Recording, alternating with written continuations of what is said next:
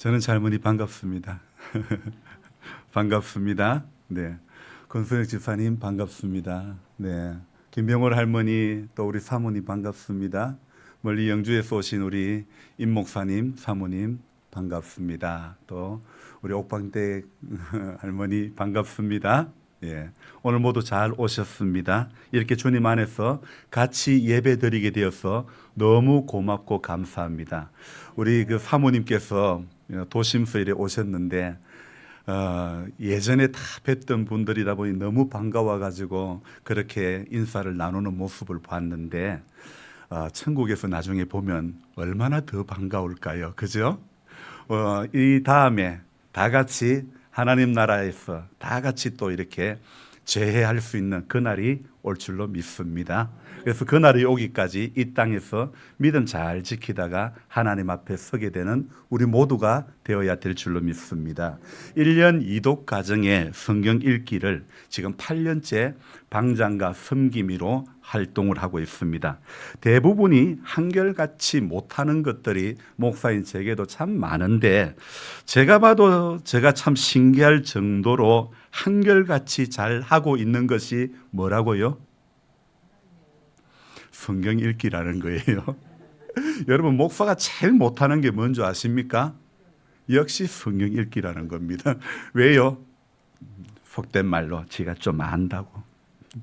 좀 안다고 성경을 제일 안 읽는 사람 중에 한 사람이 죄송하지만 목사님들이라는 것입니다. 여러분 하나님의 말씀은요 누구라도 가까이 해야 될 줄로 믿습니다. 제가 늘 주장하는 말씀이 뭐라고요?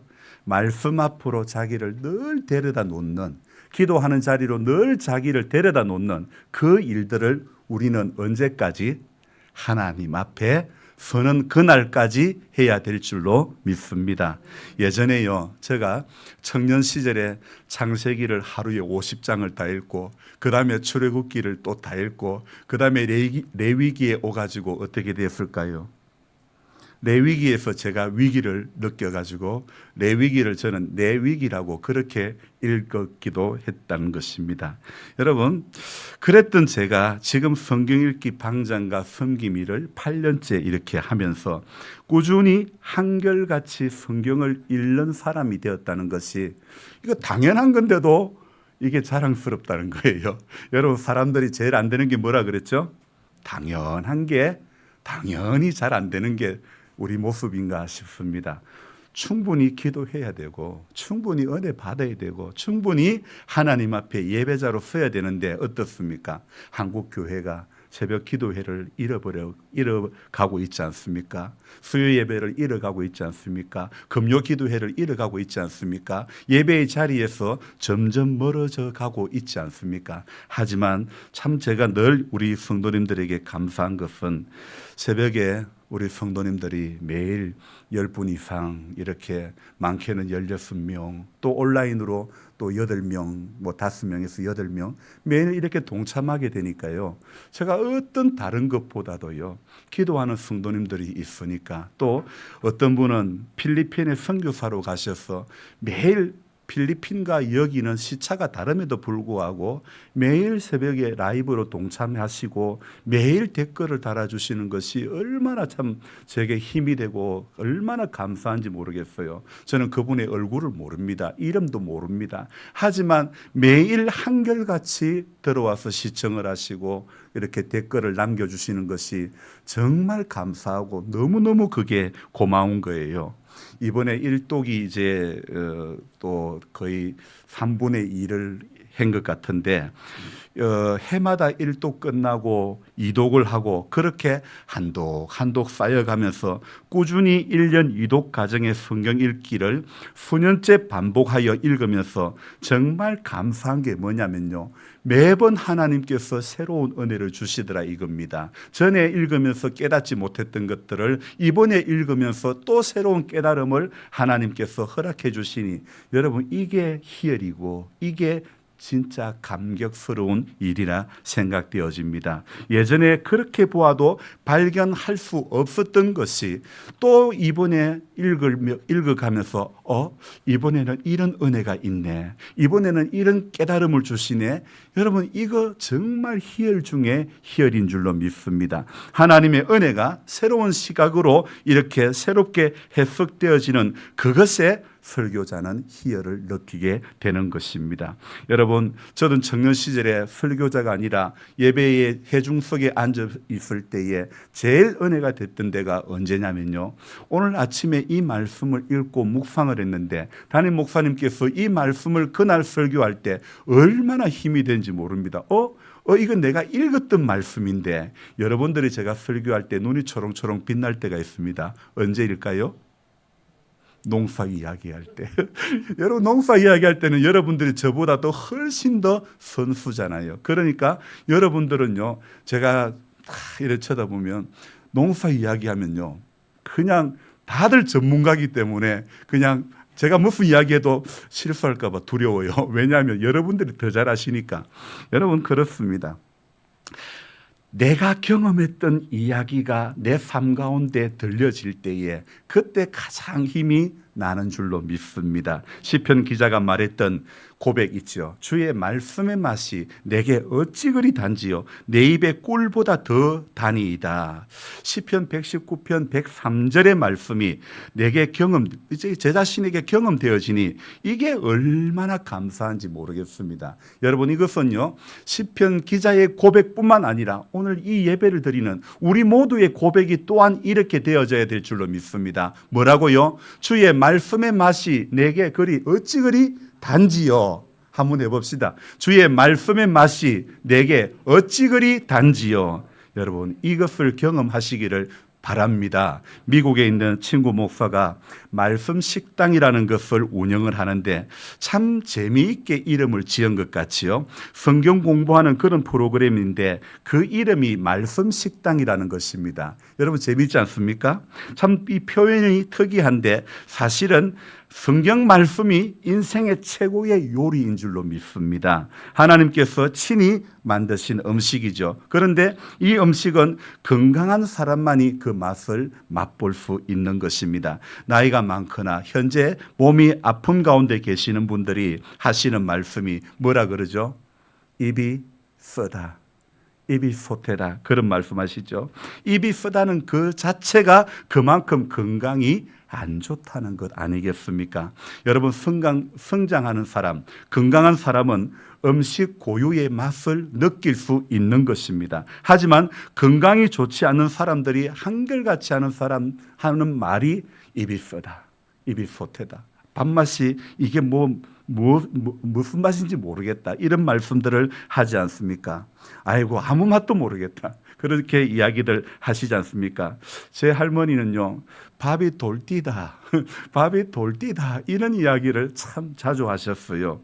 연세가 많고 입이 쓰고 마르니 밥을 먹어도 밥이 돌덩이와 같은 그런 느낌이 계속 드는 거예요. 얼마나 입이 쓰고 입맛이 없었으면 밥이 돌덩이 같이 느껴졌을까?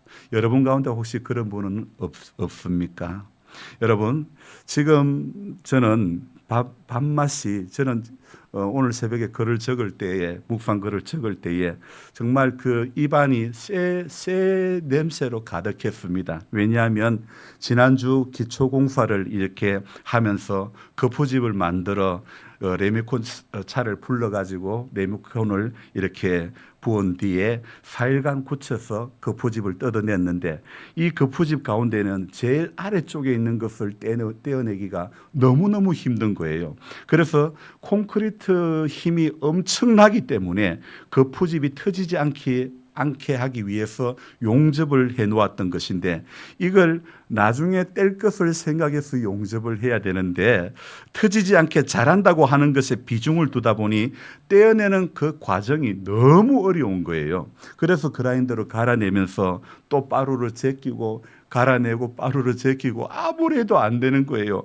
그 빠루를 끼워 가지고 몸으로 올라타도 안 빠지고 얼마나 힘이 드는지 모르겠어요. 그래서 또 갈아내고 제끼고 흔들고 이 세 공정을요 계속 반복하다가 마지막에 퉁 하면서 빠져나오는 거예요.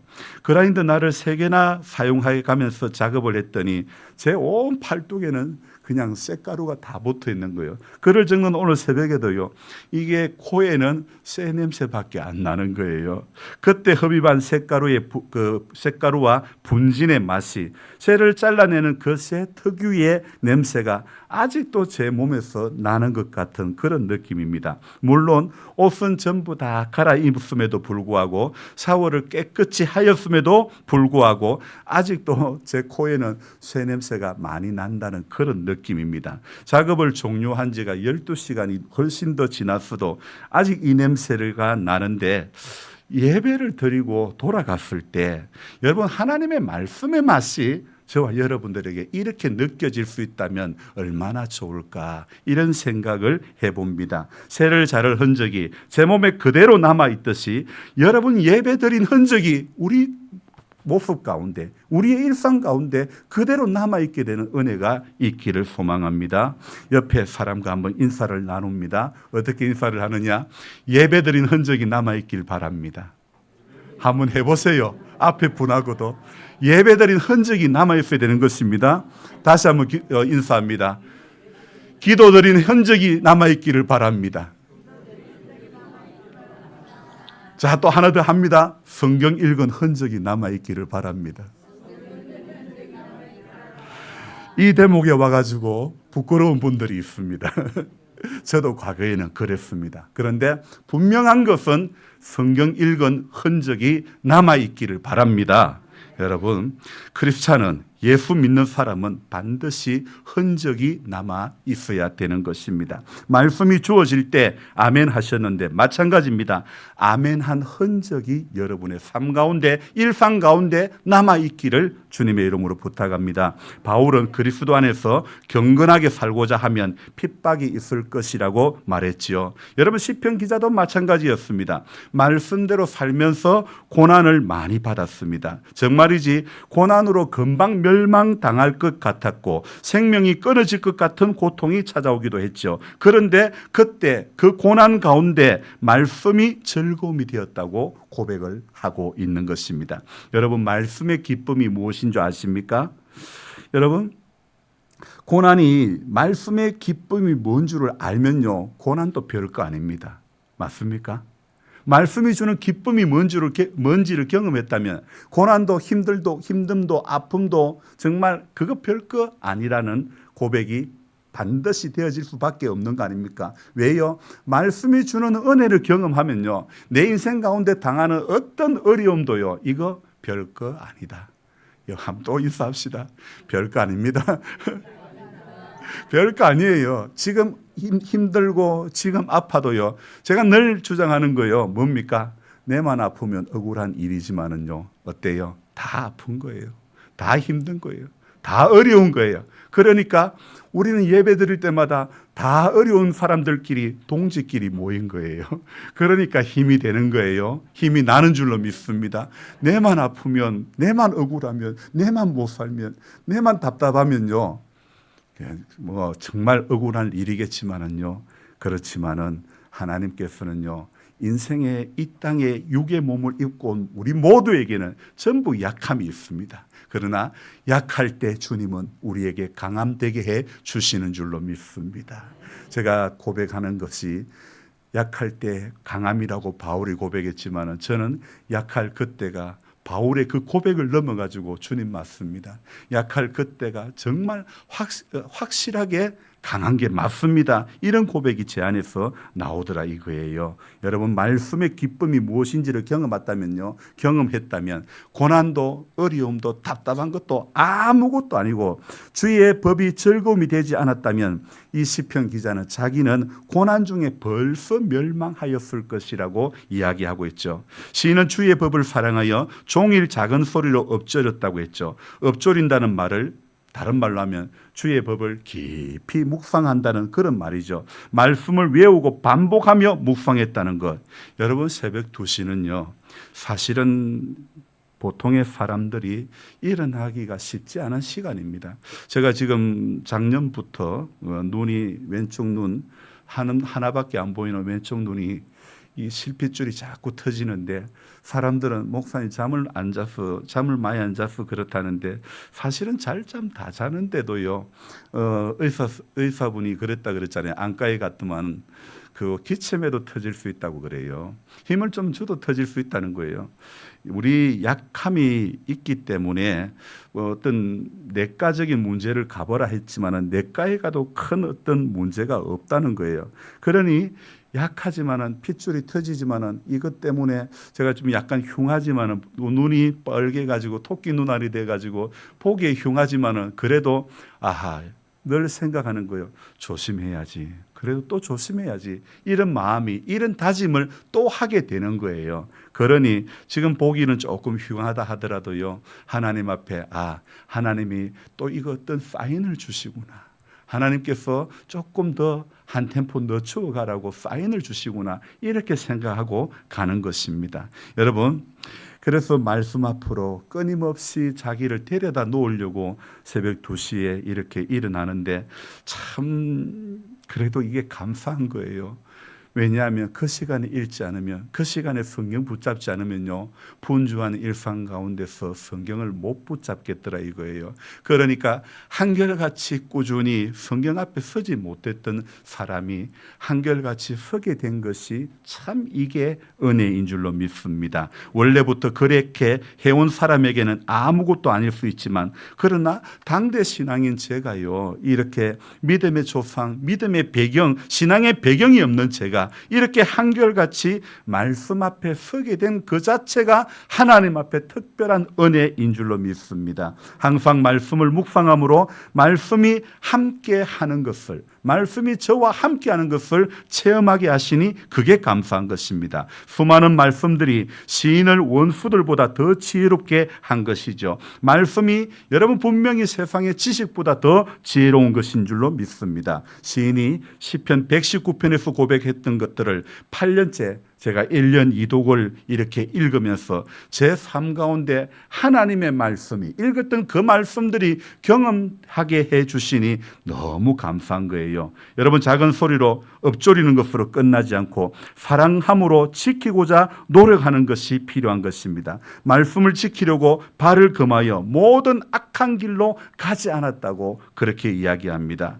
여러분, 신혼을 영어로 허니문이라고 이야기합니다. 꿀 같은 그런 날이라는 뜻이죠. 신혼부부가 사랑할 때 꿀맛 같은 그런 행복을 느낀다고 하죠. 시인은 신혼부부같이 하나님과 첫사랑으로 사랑하며 말씀을 들었습니다. 그때 말씀의 맛이 송이꿀 같은 맛을 느낄 수 있었다고 고백하고 있습니다. 여러분, 말씀의 맛을 경험해 보셨습니까? 말씀의 맛이 보리밥처럼 느껴지면 안 되는 것입니다. 입맛을 잃은 사람이 말씀이 소태같이 느껴지는 것입니다. 예배 시간에 오는 것은 찾아오는 것은 잠밖에 없고, 또 기다려지는 것은 마치는 시간밖에 없고, 이런 사람은 하나님에 대한 사랑이 식은 사람입니다. 병들었고 성장이 멈춘 사람일 수 있는 것입니다. 여러분, 성장해 갈 때 본인도 옆에 있는 사람도 힘이 나는 것입니다. 제가 며칠 전에 분당 서울대병원에 예약을 하고 병원을 갔는데 며느리가 이제 중간에 병원까지 태워주겠다고 이야기하는 것입니다. 근데 제 며느리가 아이들을 상대로 교육을 하는 그런 일을 하고 있는데, 이게 보니까요, 그냥 가방 하나, 교재 하나 들고 가는 게 아니라 교육 기자재들을 이삿짐 박스에 넣어가지고 그런 박스가 차 안에 한 2-3개가 실려 있는 것입니다. 그런 교구들을 들고 방문 교육을 한다는 것이 힘든데, 아이를 어린이집에 맡기고 퇴근하면서 데려오는데 이 아이에게 묻습니다. 엄마 보고 싶어서? 이러니까 아이가 네 이러는 거예요. 네 이러는 거예요. 그날이 처음으로 며느리의 말에 처음으로 대답을 한 날이랍니다. 대답을 하니까 엄마 보고 싶었어? 과자 맛있게 먹어? 이러니까 네 이러는 거예요. 너무 신이 나가지고 또 다른 질문을 하는데도 또 네 그러는 거예요. 그러니까 얼마나 이게 힘이 나는지 그걸 영상으로 찍어가지고 제게 보냈는데요. 야, 그렇게 무거운 교구를 들고 수업을 하러 여기저기 다니면서도요, 아이의 성장해가는 아이의 모습을 볼 때에 며느리가 어땠을까요? 힘이 났을까요? 안 났을까요? 아니 뭐 저절로 힘이 나지 않겠습니까? 그죠? 성장해가는 모습을 보니까 힘이 나는 겁니다. 여러분 맞습니다. 저와 여러분들도 같이 예배를 드리면서 믿음이 성장해갈 때에 본인도 힘이 나고 또 주변에서 지켜보는 분도 힘이 나게 되는 것입니다. 그래서 정말 대답 그 하나만 잘해도요 키우는 보람이 있고 대답 하나만 잘해도요 힘들었던 그 육아가 또 그것이요 힘이 나는 거예요. 이길 수 있는 것 아닙니까? 제가요 엊그제 감자를 심으려고 트랙터를 가지고 또 그 화물차에 거름을 싣고 나갔는데 이걸 뿌리려고 하다 보니까 엄두가 안 나는 거예요. 그리고 이걸 정말 해야 되나 말아야 될까 해마다 해가지고 나누었는데 올해는 안 하기가 그렇고 그래서 해보려고 하니까 엄두가 안 나는 거예요. 더군다나 교회 공사 중에 있다 보니까 힘이 다른 데 소진되지 않게 하려고 그래서 좀 적게 하려고 했는데 이마저도 쉽지가 않은 거예요. 그래서 들고 나갔던 걸음을 어제 다시 싣고 왔습니다. 정말 교회밭에다가 아주 조금만 해가지고 말아야 되겠다 이 생각이 드는 거예요. 왜냐하면 힘이 분산되어서는 교회 리모델링 하는 것이 제대로 안 될 것 같아가지고 그래서 힘을 축적해야 되겠다. 생각을 다른 힘을 에너지를 다른 데 분산시켜서는 안 되겠다고 생각을 하는 거예요. 그래서 정말 이 기간 동안에 이게 감자를 심으면서 제가 페이스북에다 글을 올렸는데 목회할래, 농사 지을래 그렇게 묻는다면 저는 어떤 대답을 할까요? 그 전에 대답을 한번 질문해 볼게요. 애 볼래, 일할래? 그러면 무슨 대답요? 자, 그러면 목회할래, 농사할래? 그러면 뭐 할까요? 저는? 아이고, 어떻게 그렇게 잘하십니까? 전 목회하랍니다. 농사가 몇 년 해보니까 정말 힘든 것을 어떻게 수년째, 수십 년을 지금까지 해오고 계십니까? 권사님, 존경합니다. 우리 권사님 정말 제가 존경합니다. 그전에는 제가요, 죄송하지만은 수박 바쁠 때는 권사님이 주일 못 올 때는 권사님이 주일을 왜 이렇게 못 오시나 그랬는데 제가 수박을 해보니까 어떻다고요? 그런 말도 함부로 하면 안 되겠구나. 권사님 제가 권사님에게 위로가 되지 않습니까? 여러분 사람이 자기가 겪어보지 않으면요 함부로 말할 게 못 되는 겁니다. 해보니까 정말 입에 단내 나고 힘든데요. 제가 하루 반을 도시에서 택배를 해봤는데요. 택배 만만하게 볼 거 아닙니다. 정말 우리 권 집사님도 예전에 해보셨지만은요 하루 반 동안 70개를 가지고 나와가지고 돌리는데 그것도 다 못 돌렸어요. 그런데 200개, 300개를 이렇게 하루에 배송하시는 분들은 얼마나 힘들까? 여러분, 택배하시는 분들 귀한 분들입니다. 여러분들에게 소중한 여러분들이 주문한 물품들을 매번 이렇게 갖다 줄 때마다 고맙게 생각하고 정말 음료수라도 함께 나눌 수 있는 그런 우리들이 돼야 될 줄로 믿습니다. 역시 교회에 오니까 역시 예수 믿는 사람 집에 택배 배달하니까 뭐가 다르다 이렇게 느껴져야 될 줄로 믿습니다. 여러분 우리 그 손주가 아직 만 2돌이 안 됐는데도요 하나씩 지식이 습득하고 말귀를 알아듣고 반응을 하게 되니 육아와 돈벌이 2마리 토끼를 감당하면서도 힘이 날까요 안 날까요? 나는 거예요. 마찬가지입니다. 아이를 키우는 것은 힘들지만 그러나 아이가 자기의 말에 반응을 하면 부모는 힘든 것을 잊어버리게 되는 것입니다. 성도도 말씀을 들을 땐 즐겁지만 말씀대로 살려고 하면 분명히 고통스러운 것이 있습니다. 여러분 하나님의 말씀은 생명의 말씀입니다. 하나님의 말씀은 우리를 살리는 것입니다. 분명히 들을 때는 즐겁고 아멘 해도 그러나 그렇게 살아내는 이런 고통이 수반되기도 하기 때문에 손해가 찾아오기도 하기 때문에 여러분 쉬운 것이 아니라는 것이죠. 어제 새벽에 제가 남왕국 유다의 최후의 왕 시드기야 왕의 이야기를 하지 않았습니까? 이 시드기야 왕이 바벨론 느부갓네살 왕이 쳐들어오니 사람들을 예레미야에게 보냅니다. 청컨대 우리를 위하여 여호와께 간구하라 이렇게 부탁을 하는데 내용을 어제 제가 1절 2절 말씀만 21장 1절 2절만 읽고 말씀을 전해드렸는데 제가 어제도 말씀을 드렸지만 이 시드기야가 기도 부탁을 하는 그 과정에서 바수울이라는 사람과 스바냐라고 하는 제사장을 예레미야에게 보내서 부탁을 하게 되는데 근데 이 부탁하는 모습이 좀 의의가 없는 모습입니다. 뭐라고 이야기합니까? 21장 2절을 보면요. 여호와께서 혹시 그의 모든 기적으로 우리를 도와 행하시면 그가 느부갓네살 그가는 느부갓네살이죠. 느부갓네살이 우리를 떠나리라. 2절입니까? 1절입니까? 제가 헷갈리네요. 2절 맞죠? 그죠? 예. 그러니까 하나님에게 여러분 우리 한번 물어봅시다. 하나님에게 혹시라는 말이 어울립니까? 안 어울립니까? 하나님에게는 어떤 말이 어울릴까요? 반드시. 여러분 하나님 앞에는 혹시가 어울리는 게 아닙니다. 반드시라는 말이 어울리는 단어인 줄로 믿습니다. 혹시 살려주시는 것이 아니라 하나님은 반드시 살려주시는 하나님인 줄로 믿습니다. 혹시 응답해 주시는 것이 아니라 반드시 응답해 주시는 하나님이심을 믿어야 되는 것입니다.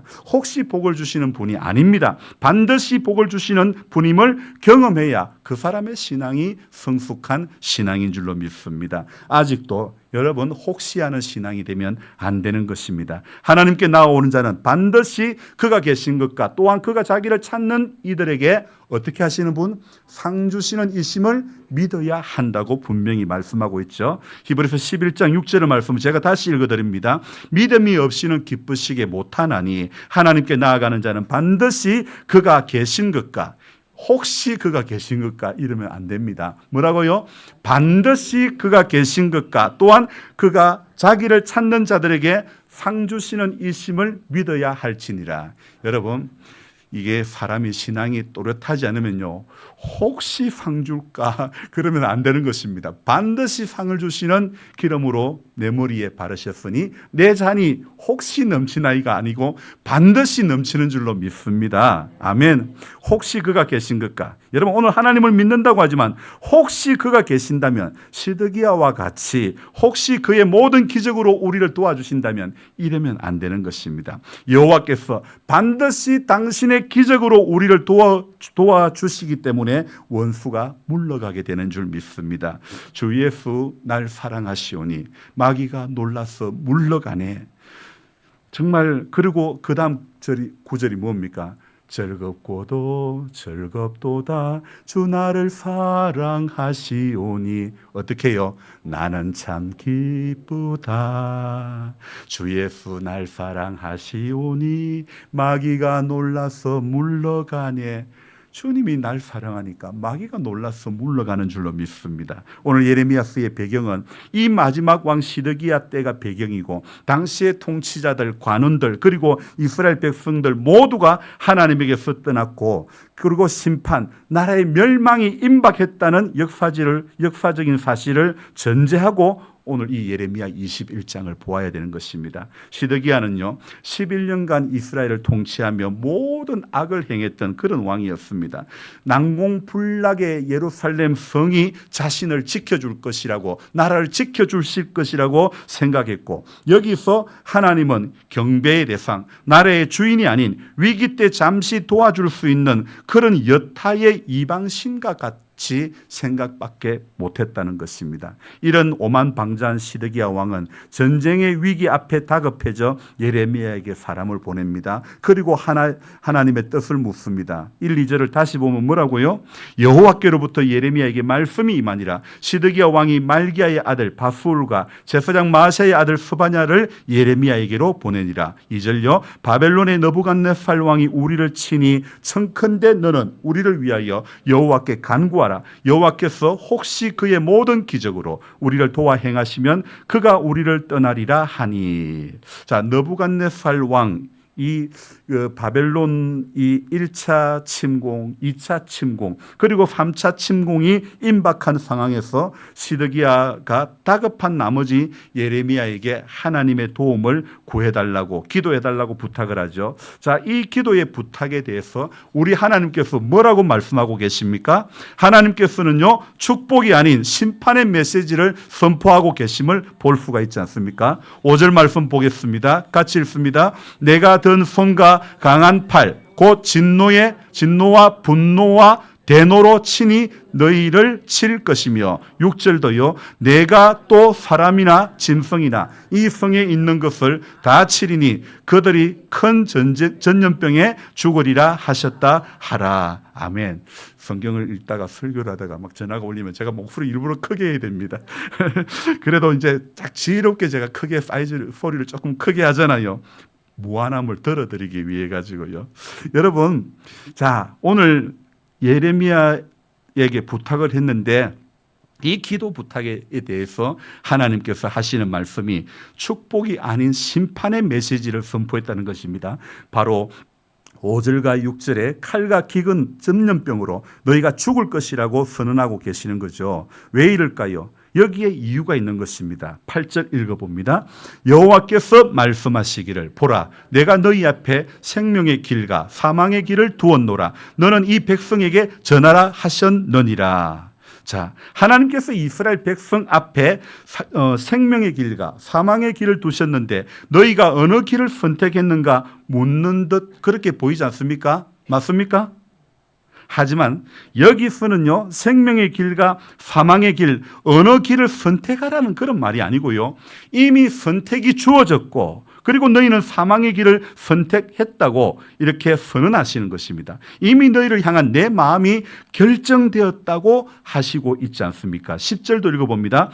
여호와의 말씀이니라. 내가 나의 얼굴을 이 성읍으로 향함은 복을 내리기 위함이 아니요 화를 내리기 위함이라. 이 성읍이 바벨론 왕의 손에 넘김이 될 것이요 그는 그것을 불사르리라. 하나님께서는 어떤 결정을 하시기로 마음을 먹었습니까?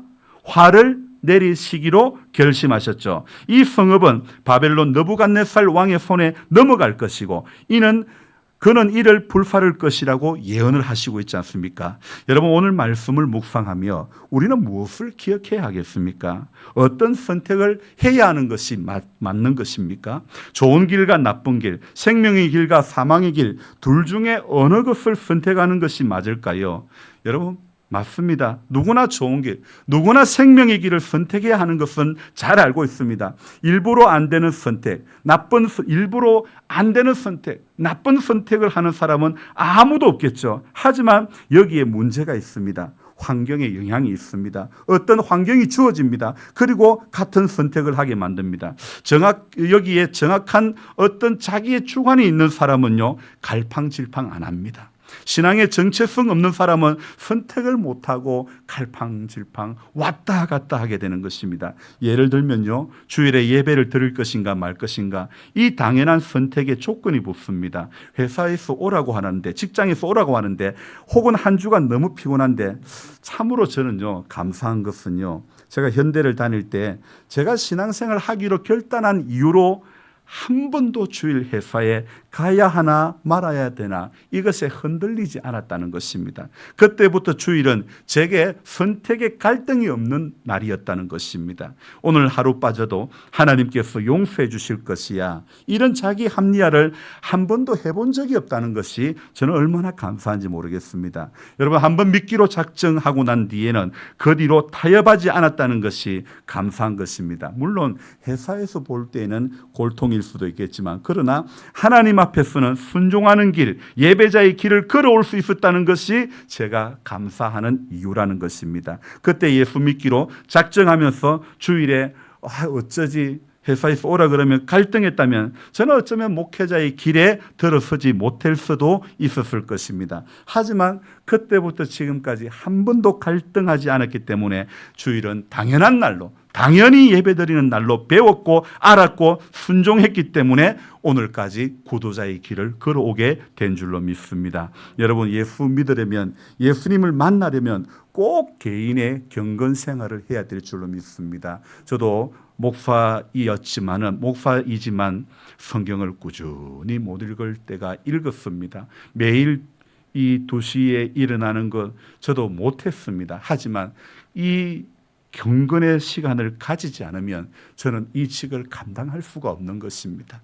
매일 한결같이 하나님 앞에 나아오는 것, 말씀 붙잡고 묵상하고, 우리 저기 남 집사님 앉아 계신 저 자리에서 매일 1년 365일 저 자리에 앉아서 성경을 읽고 글을 적을 수 있었다는 것이 정말 이게 너무 저에게는 감격스럽고 너무너무 귀하고 너무너무 이게 참 복된 일이다 생각되어지는 것입니다. 여러분, 하나님 앞에 어떤 조건이 붙어도 어떤 이유가 붙어도 우리는 예배자로 세워져야 될 줄로 믿습니다. 주 나를 사랑하시오니 즐겁고도 즐겁도다. 정말 하나님의 음성을 듣는 시간을요, 정말 내가 그리스도인이라는 정체성이 있다면요, 내가 하나님의 음성을 듣는 시간을 조금이라도 더 마련해야 될 줄로 믿습니다. 그래서 이 짧은 하나님의 음성을 듣는 시간이 나의 선택의 중요한 결정을 짓게 된다는 사실을 여러분 기억하면서 하나님 앞에, 그래서 늘 조금 더 그 음성을 들으려고 또 몸부림치고 또 몸부림치는 그런 우리가 되어져야 되는 것입니다. 여러분, 한번 물어봅시다. 몸이 얼마나 아프면 교회에 못 나오나요? 우리 전 집사님이 피시 웃으시는데, 한 주 빠지고 하루 주는 쉬고 한 주 빠지고 그 다음에 또 이렇게 나오시고, 그런데 몸이 참 이제 95년을 사셨으니까 얼마나 힘드십니까? 그래도 우리 앞에 계신 우리 장웅현 할머니, 정성생 권사님 보면요, 제가 힘이 빠지다가도 힘이 나는 거예요. 3번 합치면 300살이 다 돼가는데 얼마나 힘이 나십니까? 얼마나 저런 분들이 앞에서 자리를 다 지키고 있으니까 거기에 힘이 나는 거예요. 여러분요, 그래도 기도하는 사람 보면서, 그래도 예배드리는 사람 보면서 힘을 내시기를 바랍니다. 지금 물론 상황은 어렵습니다. 힘듭니다. 답답합니다. 그렇지만 그래도 예배하는 사람 보면서 저와 여러분들이 힘을 내어줘야 될 줄로 믿습니다. 그래서 하나님 앞에 오늘도 이 예배를, 우리가 드리는 이 예배를요, 지금도 온라인으로 동참하는 분도 있습니다. 여러분, 온라인으로 동참해도 괜찮습니다. 그런데 한 가지는요, 온라인으로 예배를 드려도요, 지금도 4분이 함께 동참하고 있는데요, 온라인으로 예배를 드려도 교회에 오는 거하고 똑같은 모습으로 양복 갖춰 입고 그래가지고 준비된 모습으로 예배를 드리면요, 하나님은 받으시는 줄로 믿습니다. 집이라고 편안한 채로 편안한 옷 입고 소파에 은근히 기대가지고 드리는 것이 아니라 정말 반듯한 자세로 하나님 앞에 드리면요, 하나님 앞에 반듯하게 예배 드리면 하나님은 반드시 그분에게 은혜를 내려주실 줄로 믿습니다. 온라인, 오프라인이 중요한 것이 아닙니다. 하나님 앞에 우리 일상의 신앙이 반듯하게만 나아가면요, 하나님은 우리의 형편을 넘어서게 해 주실 줄로 믿습니다. 우리의 상황을 뛰어넘게 해 주실 줄로 믿습니다. 우리의 약함을, 매일의 일상 가운데서 우리의 약함을 전부 넘어서게 해 주실 줄로 믿습니다. 그래서 매일의 일상 가운데서 우리가 일일이 하는 선택 중에 정말 제일 중요한 상황에서 저와 여러분들은 신앙적인 선택을 하는 사람들이 되기를 바랍니다. 그래서 어긋난 땅 길로 가다가도 뭐만 생각하며 예수의 사랑만 생각하면 곧 다시 예수께 돌아오리. 여러분, 혹시 어긋난 길로 갈 수도 있습니다. 그러나 예수의 사랑만 생각하며 곧 다시 예수께로 나오는 모두가 되어져야 될 줄로 믿습니다. 매일 딴 생각, 매일 딴 길이 생각날 수 있습니다. 하지만 우리는 오늘도, 이 4월도 곧 다시 예수께 돌아오는 그런 저와 여러분들이 되시기를, 그래서 나 중심의 선택이 아니라 하나님 중심의 선택을 매번 하며 나아가는 우리 모두가 되기를 주님의 이름으로 축복하며 기도합니다. 기도하겠습니다. 좋으신 하나님 아버지, 고맙고 감사를 드립니다. 하나님께서 우리에게 이 4월을 허락해 주셨음을 감사합니다. 좋은 계절입니다. 이제 하나님 열심히 이제 잎을 내어야 되고 열심히 일을 하고, 그래서 하나님 모든 것이 자라가기를 이제 기초 작업을 하는 달입니다. 우리 신앙도 마찬가지입니다. 하나님 앞에 열매 맺으며 성숙해져가며 성장해가는 그런 기초 작업이 우리 안에 있게 해 주시기를 원합니다. 습관과 타성에 젖은 모습으로 나아가는 것이 아니라 매일 하나님 앞에 한결같은 모습으로 하나님을 구하고 찾고 두드리는 우리 모두가 되게 도와주옵소서. 예수님의 이름으로 감사하며 기도드리옵나이다. 아멘.